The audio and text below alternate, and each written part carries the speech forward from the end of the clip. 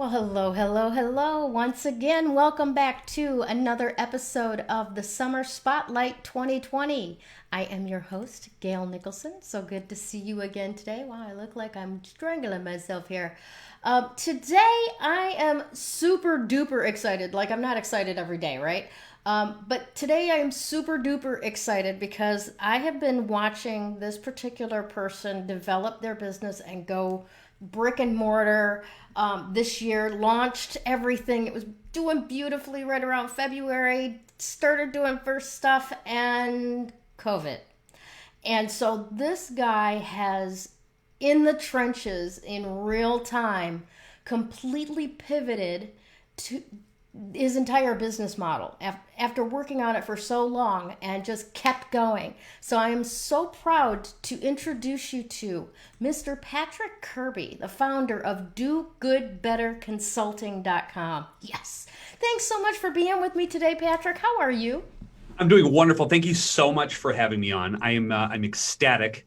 And again, kudos to you too, middle of the pandemic, pivot into something that, you speak about somebody else, speak about yourself for a second. That's one of the coolest pivots that I've seen in a long time, is creating out of this something really brilliant. And not only sort of showcasing your skill set, but lifting up others, I think is a marvelous trait that not enough people do currently, and you're doing it brilliantly. So I love watching you as well. So kudos back to you. It's awesome. Thank you so much for that. Thank you very much. I really appreciate that, and I'm really glad to see that this show is actually like finding its way. It's been an honor to be the navigator on this, but trust me, I am not the pilot. Not the pilot. So let's talk a little bit about Do Good Better Consulting. I love the name of it. How did you come up with that? Well, we were trying to come up with the name for a business. So I've been in nonprofit work for about a decade and a half, doing fundraising in probably most capacities in organizations, big, small, and medium, and everywhere in between. And so I fell in love with the idea of helping small and medium-sized nonprofits have that sort of aha moment. Mm-hmm. And I had been using the term do-gooder a lot. Just kind of that's kind of how I've always referred to people who worked in the nonprofit industry. And it's kind of just a funny term that we use for each other. Mm-hmm. And we were trying to come up with a corporate name for it. There was all these like fun names that, were in Latin and this, and they all sounded like law firms. And I was like, I don't want anybody to know that I work at a law firm. I wanted to, have people think about, they have to read it a couple of times. Is it do better, gooder? Is it do good? And so we came up with Do Good Better because we had talked to a lot of nonprofits saying, listen, you're already doing great things. You're already doing good. You need a little help, sort of navigating what you're, wasting time on. So we'll help you do good better. And it kind of stuck, and it was clever enough, and nobody had taken, that sort of moniker yet. There was a book called Doing Good Better, that I'd read years and years and years ago. But this one kind of just fit in the nonprofit world, and I just loved it so much. And so it's stuck, and we just love it. So I think it's phenomenal. It is. It's very catchy. It is very like, what was it? Yep. Oh, Yep. that's nice. Yes. So yeah, I absolutely loved it. Now I know I can see behind you. You have at least one book there with your picture on it. Tell me about your book. One of the things that I loved more than anything when I was kind of beginning sort of this journey of consulting with nonprofits was trying to figure out a path that everyone could fit. The question that kept coming up was, I don't know what the hell I'm doing. And I was like, well, truth be told, nobody does. So you're okay. But number two, all they were looking for in the nonprofit world was just some sort of framework to sign it, just work and go and do. And they would start their weeks going, I don't know where to start. And they would get to a Wednesday and they'd be like, I don't know what to do still. And come to a Friday and they would look back and go, I don't know what the heck I accomplished. Please help. And so we'd been developing this at a previous job on sort of how to work my own schedule, because I'm sort of all these things come into my head and I get distracted easily. So I needed to build a framework for myself. And so I started using this for other nonprofits. And so it was a simple framework that had you do something once a day, every day of the week, to kind of move the needle forward for donor development. And it turned out you can use it for marketing. Turns out you can use it for social media. Turns out you can use it for major gifts, minor gifts, small things, whatever it is. And it goes like this. Mondays are for planning. Tuesdays are for doing. Wednesdays are for documenting. Thursdays are for celebrating. And Fridays are for appreciating. You spend 20 minutes a day, 40 minutes a day, 2 hours, whatever it is, on that one thing. At the end of the day, when you've got 10,000 hats you're wearing in the nonprofit world or business world, you can look back and say, at least I did this. And I can feel good about it, go to sleep and go, I can build on that the next day, build on that the next day, and so on and so forth. So I built it and I wrote the book, and it's really kind of it's a fun short read. It's 100 and some pages. And it just is how I came up with it, some stories of triumphs and some stories of abysmal failures that sort of led me to building this thing in the first place. And it's been really a joy to teach and use as a model for what I do coaching for nonprofits going forward. I love it. I love it. You know, as you were talking about it, I'm thinking, gosh, if we had instituted something like that at even the last job that I worked, in a brick and mortar, right? Yeah. 20-minute meeting in the morning, how much would that have not just increased our productivity, but increased cohesiveness in the community, in the workplace too? That's brilliant stuff. Brilliant you stuff. need a lot of time. And that's the best part about this, is that you can break it down into however much time you have to do something. And it's latching onto something. Mm-hmm. So you can look back at the end of the week and what you did. And a lot of it's planning your priorities. And so that everybody's got a book for that. But then it's executing that the very next day. It's not waiting 2 weeks to do it, because planning the plan to plan to plan the plan is never a plan. That's just a waste of time. So doing that on the, yeah. I just like playing plan a lot. So planning something is great. Doing something is really critical. And then when you document something on a Wednesday, it's taking all those great conversations you had with somebody like a Gail or somebody like that and saying, what do you remember about them that has nothing to do with the size of their checkbook or their checking account, but has everything to do with what their loves are, so they can relate to a person. And if you forget about what you talked about, you always have that documented thing. And then as a nonprofit, we never celebrate enough. We think it's bragging, especially here in the flyover country in the Midwest. Mm-hmm. We just think it's just oh, look at me, I'm so good. From your donor standpoint, they want to know what successes that you've had and how they've helped contribute to it. So you have to do something like that once a week. And then we end the week with appreciation. You write 5 thank you notes a week, and that's over 260 a year that you get to actually write handwritten and send in the mail. And if that's something that you're doing something way better than everybody else. It makes you unique, and it makes people look forward to a phone call because you've taken the time to just appreciate them for what they do, not necessarily anything that they've donated. And that's the whole framework that you just get from start to finish.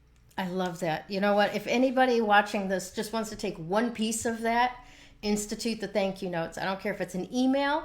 I don't care if it's a handwritten note. I mean, definitely handwritten is always better, much more personal and connective. But just the appreciation of people who touch your life, that, it's not about money. It's about connection. It's about community. It's about building relationships. Even if it's a text message. I mean, people in this new generation is, I respond to text messages quicker than I do voicemails, quicker than I do emails. Yeah. That's kind of how people get together.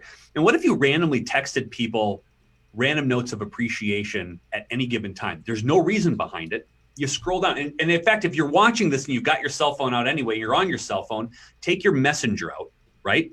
And go scroll through 20th person down on your list. Send them a random note of how much they mean to you and how much you appreciate them. Right now. And the thing about it is that person's right. Do it right now. And once you get that, once you send that out into the world, they're going to get it. They're going to wonder 2 things. One, oh God, what's wrong? Right. Or what do you need? Yeah. And isn't that weird that that's the reaction most people would have, because we don't send out enough joy and appreciation to others. Mm-hmm.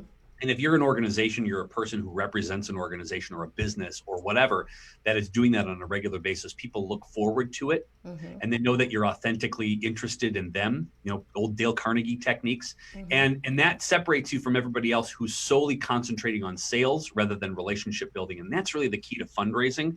Fundraising is not asking people for money. Fundraising is storytelling and relationship building, so that people make a connection with you and they ask, how can I help? Yeah. And you've now got them sold. And that's really the key. That's beautiful. Absolutely beautiful. I just love picking your brain. We could go on for days like this. Oh my Love it. gosh.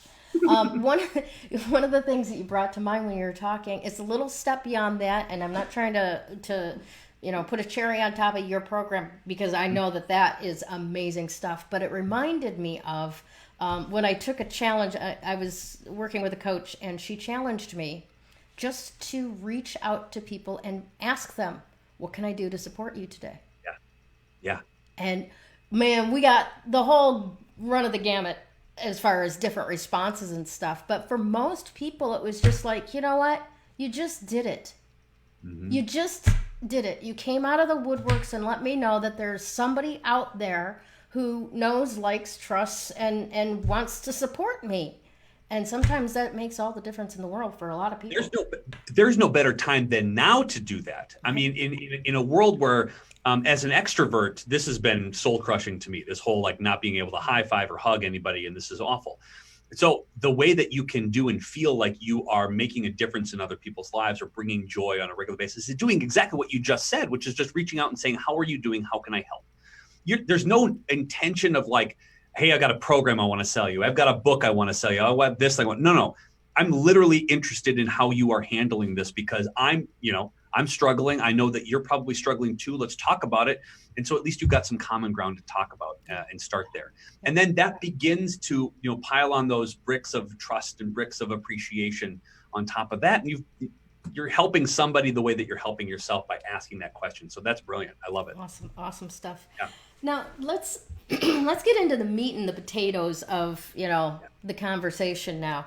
What was that like for you in February, March, April, when I mean, literally just the momentum of the launch? I saw your posts, I saw the front of your office, and all of these exciting stuff, and all of us are sitting back here in Rob's group in the background going, "Go Patrick, go!"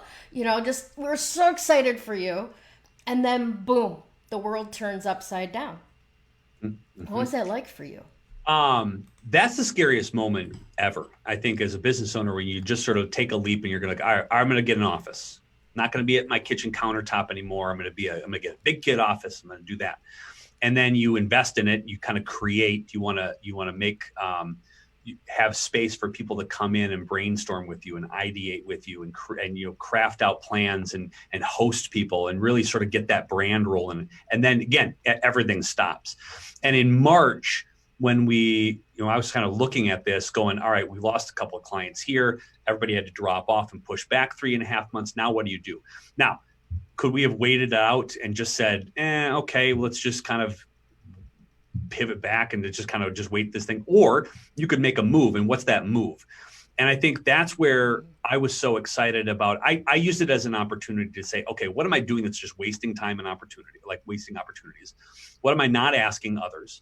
I was really sort of focused on all social media all the time rather than going out and meeting individuals. And so not only did I get a brick and mortar office in the tail the end of the year and this thing happened, but then I also doubled down and said, I'm going to hire somebody as well to help me with that outreach too. So I had a double scary moment in the middle of a pandemic, is hiring somebody, not part-time, full-time, and really just taking a leap that I know that I was going to be a benefit to others by helping them get from their dark spot as a fundraiser or a fundraising organization and moving them out of there too. And that's really what excited me. I dumped all my effort into creating and crafting and building, and then switching to, we did a lot of event consulting because people do fundraising events. How can we do this online? So I had in July scheduled, middle of July, the way that I've done every year for the last couple of years, is a fundraising conference, in-person fundraising conference here in Fargo. We had captured people from 5 different states that drove here in our first year to do a fundraising event. It was great. Momentum building, as you just talked about. Now COVID hits, and all of a sudden that's looking less and less likely because nobody knew what was going to happen. And we made the conscious effort to take the risk and bump it up 3 months and put it virtual, fully virtual, fully bumped up 3.5 months. And we use it as our test run to say, how can we provide as much value, throw all the spaghetti at the wall on what works and what doesn't. We'll take the risk and we'll provide what we learned to other nonprofits and other for-profits and other conferences on how to put on a really engaging, really awesome nonprofit or virtual event.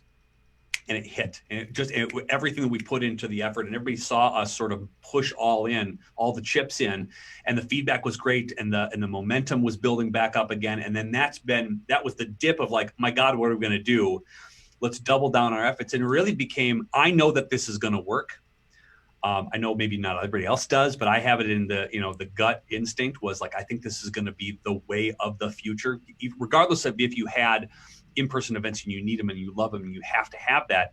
The virtual element from now until eternity is going to happen because you can reach more people.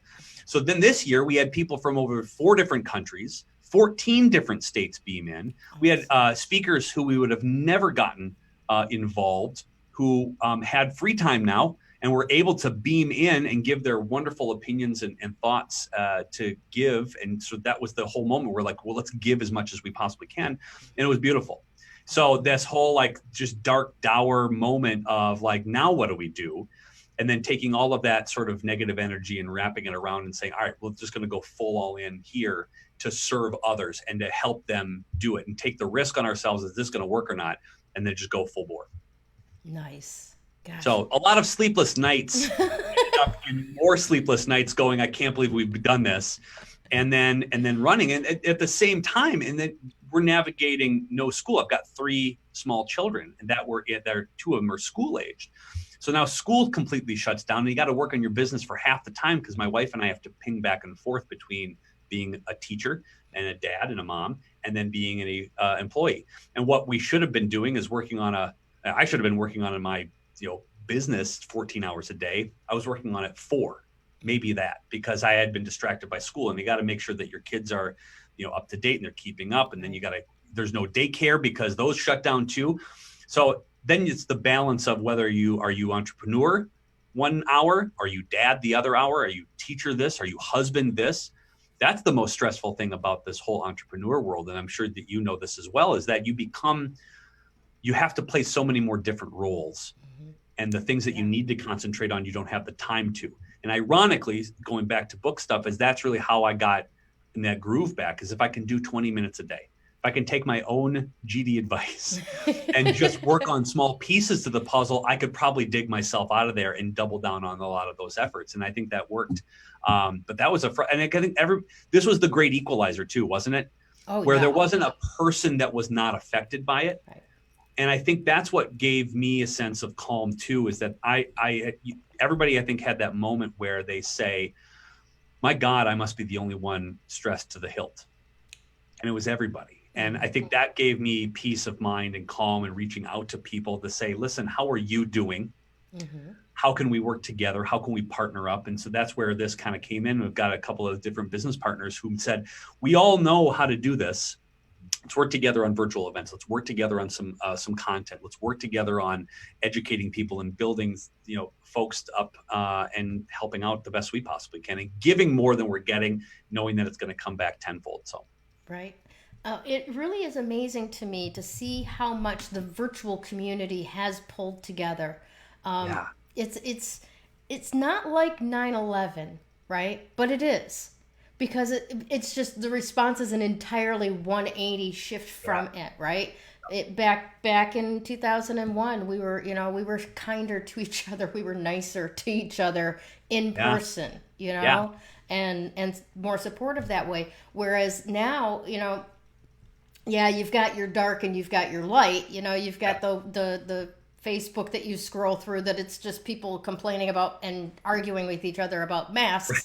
And then you've got the ones that are like slogging through all that to get to business, Right. And the ones that are focused on business are pulling tighter even, I think, and doing even more heavy lifting to lift each other up, which is amazing to see. I really like that. And I like your 9/11 thing, because I remember after 9/11, we all thought it was really weird to take our shoes off and belts off at the airport. Yeah. And now that's just the thing we do. And I think the people who are understanding that this happened and the way that we remember the world before COVID or whatever, this pandemic, the people who are hanging on to like, man, I just hold out and I wait and I don't make a move and I don't adjust. Those are going to be the ones that just go, I don't know what happened.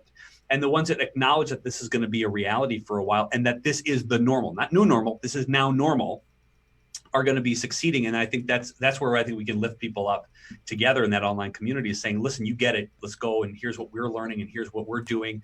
Here, take the reins here. And you can use this too. And there's enough business and people to help that are just desperate for it, that the space is not like it's not, crowded Right. as much as it should be or Right. could be. Yeah. And I think it's for everybody. I think that's really good. Yeah. It truly is a Darwin moment, isn't it? I mean, Right. Yes. in the very real sense of the term, because Darwin's theory wasn't about survival of the fittest. It was about the ones who can adapt will survive. Yeah. Right? So it's not strength that carries the day, it's function, it's adaptability. It's funny. I read an article about that too, which is saying that maybe kindness and maybe niceness was the strength that they were talking about too. Those who are nice and those who are kind are the ones that survive the longest because they get along with more people. And so that lifting up of others might have been that Darwin moment too, where like, who else is bringing everybody along and lifting people up rather than just sort of, tamping down, like, I'm better than you.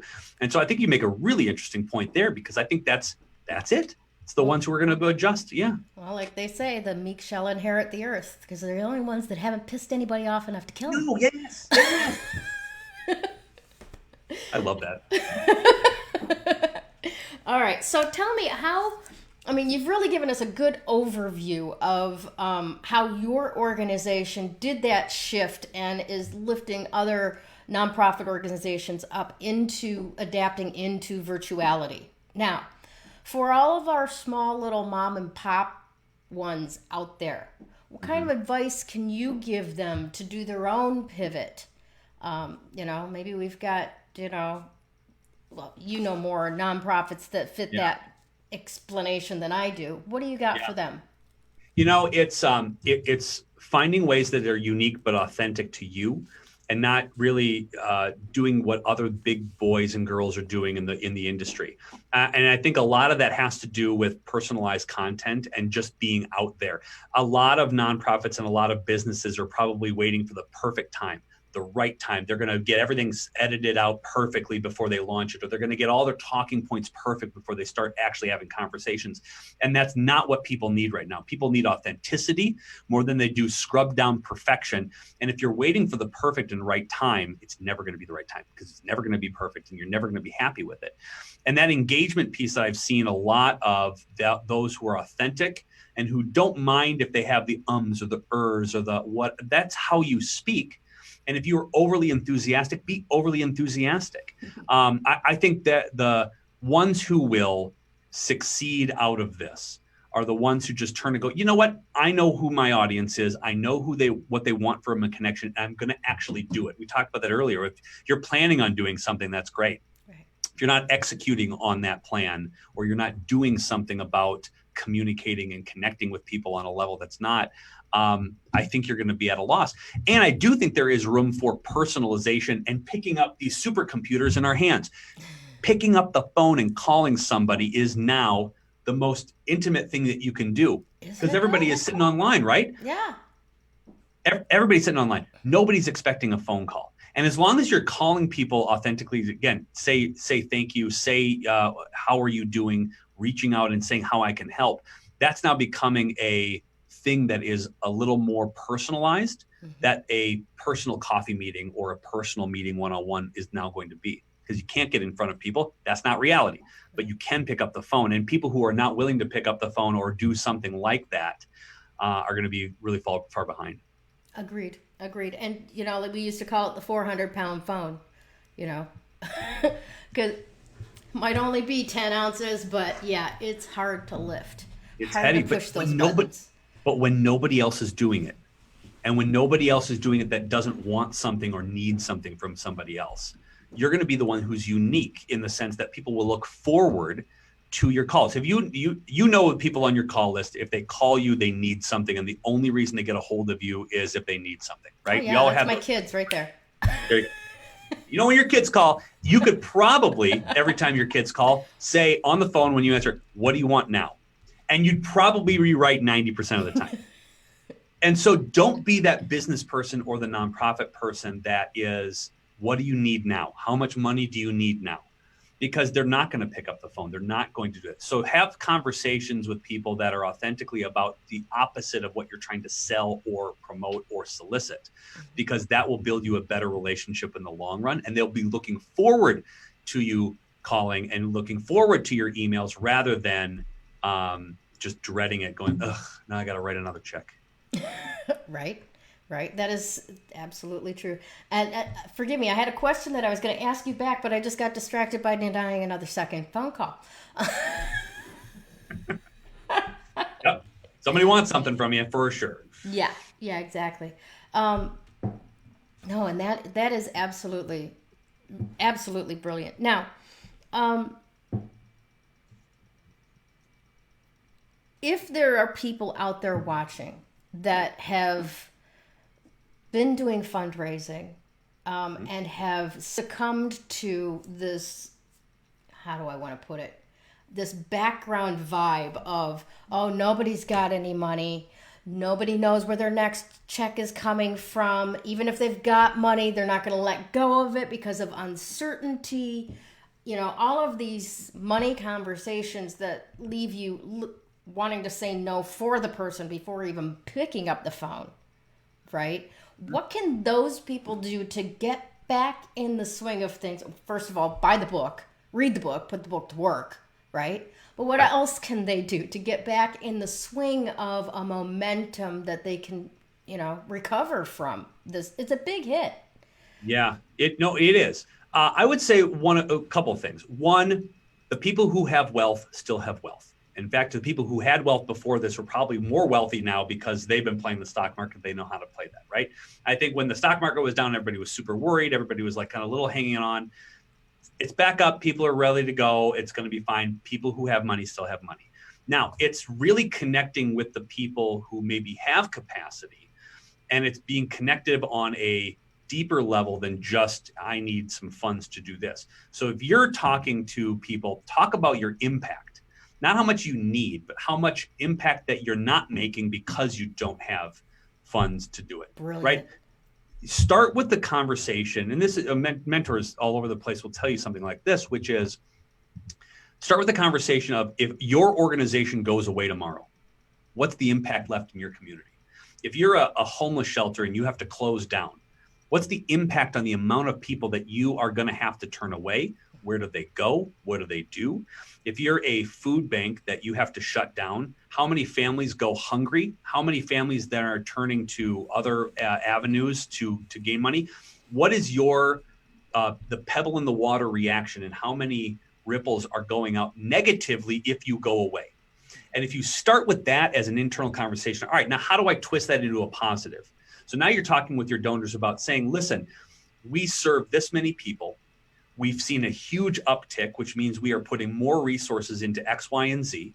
And the only way that we can sustain this is with people who have the ability to help. And I know that you are a believer that those that are hungry need food, those that are naked need clothing, those that don't have shelter need it.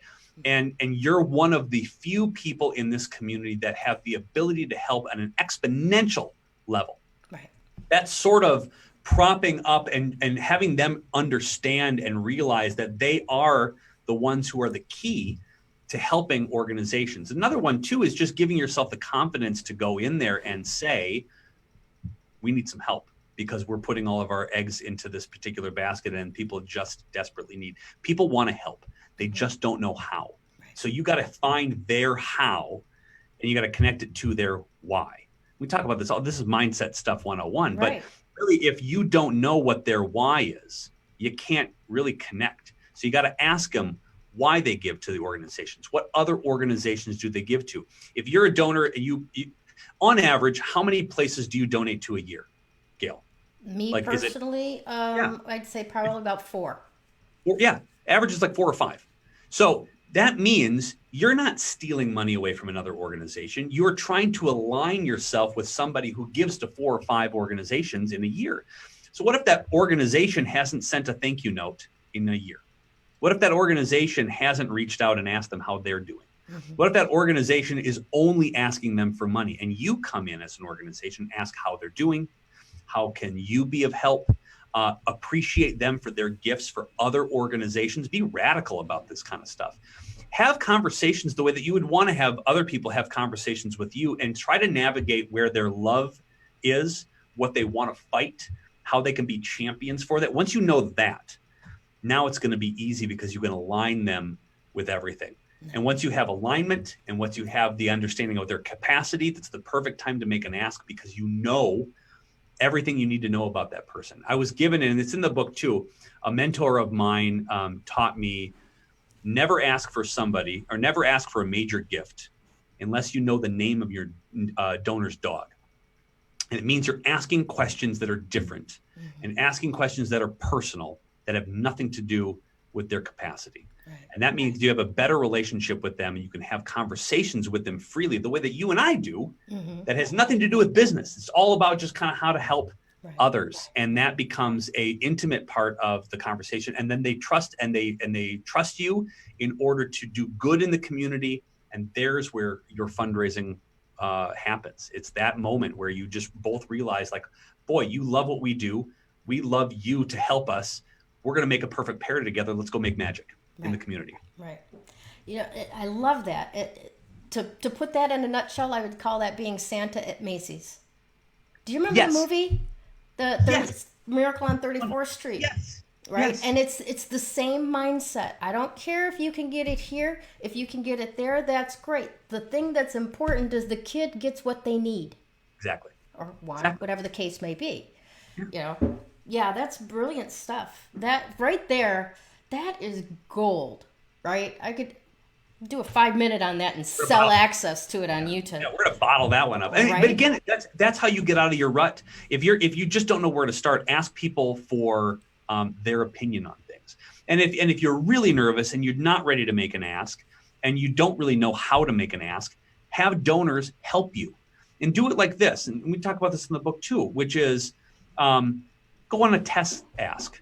Reach out to a donor and say, listen, I'd love to meet with you. I'm going to make an ask, and it's going to be a real ask. It totally is. But more than money, I would love you to give me thoughts and feedback on how my ask is and how you react to it. Because there's plenty of people out there that I think would want to help. But I value you as a donor, and I value your opinion as somebody who supports us. And I'd love to know if what we're saying is working, and how you would manage that to people that are like you, who love our organization but might not be willing to give right now, and help me craft some of that message. Now you're engaging somebody who has the capacity to give, and you're asking them for their opinions, which everybody wants to give their opinions. And that good then translates into, I'm now helping you help the organization raise a lot of money. And that is a deeper relationship than most people have too. And if you're in a rut, ask people for their opinions. That are going to lead to ask for help, which is asking for money in sort of a backwards way on how to do that. It is, but you know what? Backwards or not, I mean, you've just let that potential donor walk away with a higher sense of esteem of his community, because somebody actually asked for and wants to hear their opinion on something that makes a difference for the bottom line of their own company. I mean, who wouldn't walk away kind of a little straighter in the spine from that, right? Yes. And if an organization makes you feel like that, don't you want to give to that organization? Don't you want to be involved with that organization? So you're doing yourself a service by building partners of people who already support what you do. They know what you do, and now they're helping you sort of navigate these little muddy waters of trying to figure out what solicitation looks like in the weird world that we live in. That's a really good way to do it. Nice stuff. Very good. Very good.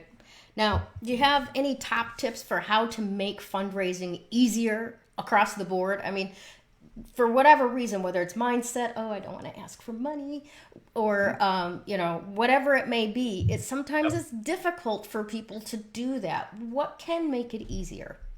Don't overcomplicate it. The biggest headache that people have with fundraising is they're trying to overcomplicate it. And I'll give you an example. You ever have a sponsorship? Somebody send you a sponsorship? I mean, people who own their own business get sponsorships all the time. They're like, hey, I'd like you to sponsor my golf tournament. And there's 9,000 different options, or there's 9,000 different things, and they're just giving you every piece of information. It's overwhelming. Don't overcomplicate it. Do you have to know the background of every single human being before you pick up the phone? No, you don't. Know a couple of pieces of information. Don't overcomplicate it. It's way more. And once you're not overcomplicating things, you can have normal conversations with people, because that's what other people are. Like, other people are actual people. They're not ATM machines with legs. They're human beings. Right. So as you would have fun with a friend or a family member or a colleague or whatever, have fun having a conversation about what you do. And I think the other thing too is that if you forget about how much fun and how much good you're doing in the world, if you don't remind yourself on a regular basis of like, you know what, we really do kick ass. I really do awesome things. This is amazing, that work that we do. The fire in your belly to have conversations with people diminishes.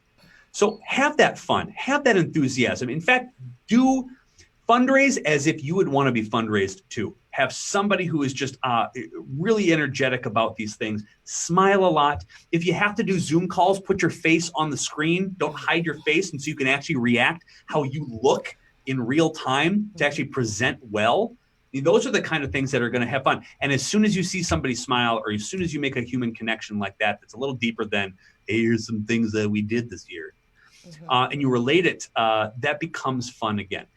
The other thing too is grab a small win that then parlays onto a larger win, onto a larger one. It's okay to grab some low-hanging fruit to make you feel like you know what you're doing. Because every once in a while you get those 10, 15, 30 no's, and you're like, what am I even good at this anymore?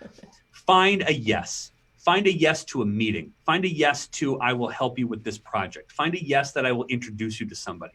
Those small yeses will sort of reignite. So like, okay, I got it. I'm back in the saddle again. Nice. Little things make a big difference. That is absolutely true. Absolutely true. And it really does get back into mindset again too, doesn't it? Yeah. You can play a lot of head games in the nonprofit world. Oh, this organization's got their crap together. No, they don't.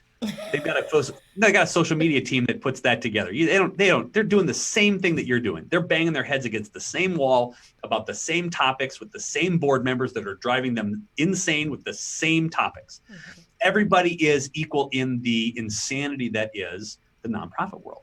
And so you're not any different than everybody else, which means you've got the same ability to get yourself out of the hole and into a fundraising rhythm and a mechanism, because everyone else is in the same boat.